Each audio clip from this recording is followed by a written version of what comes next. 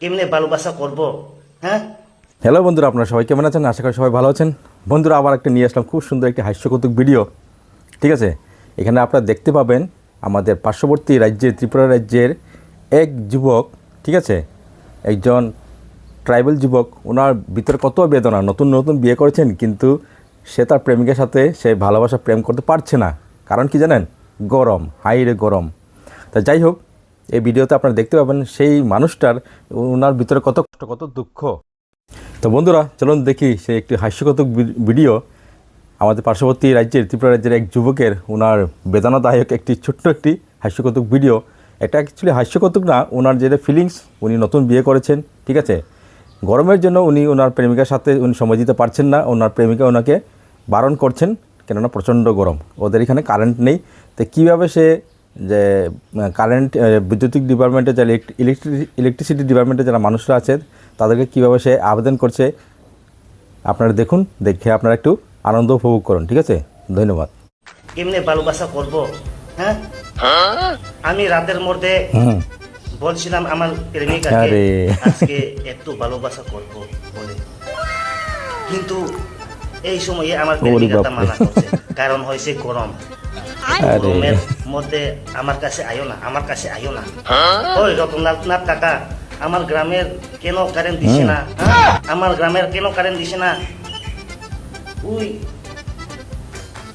1 minute ঠিক কথা, একদম ঠিক কথা। 2 দিন কারেন্ট অফ, 2 মিনিট বৃষ্টি আইলে 3 দিন কারেন্ট অফ। বেশি গরম হইলেও কারেন্ট কেমন চলবো? এমন করলে কেমনে চলবো? এত গরম হইতাছে, এত গরম হইতাছে, ঠিক কথা। আমরা কেমনে বাঁচবো? হ্যাঁ, আরে আমার বিয়ে হয়েছে 7 দিন, কিন্তু এখন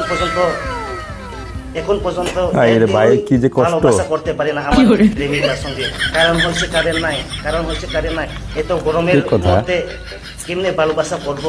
হ্যাঁ, আমি রাতের মধ্যে বলছিলাম আমার প্রেমিকাকে আজকে একটু ভালোবাসা করব বলে, কিন্তু এই সময়ে আমার প্রেমিকাটা মানা করছে, কারণ হয়েছে গরম।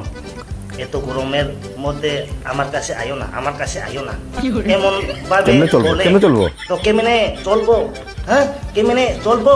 আমি ভাবছিলাম তাড়াতাড়ি বিয়ে করিয়া বাচ্চা বানাইয়া আমার বাচ্চাটাকে লেখাপড়াশোনা করাইব, কিন্তু এখন ভালোবাসাই করতে পারে না গরমের। কারণ হচ্ছে কারেন্ট নাই। এত গরমের কেমনে ভালোবাসা করব? হ্যাঁ, আমার বউ বলছে আমার কাছে আইলে তোমারে ডিভোর্স করিয়া দিব। এত গরমের মধ্যে আমার কাছে আইও না, আইও না, এমন বলছে। যদি আমার বউ ডিভোর্স দিয়া দিলে তারা জমিদারকে নিব। আপনি নিবনি? হ্যাঁ, আপনি নিবনি?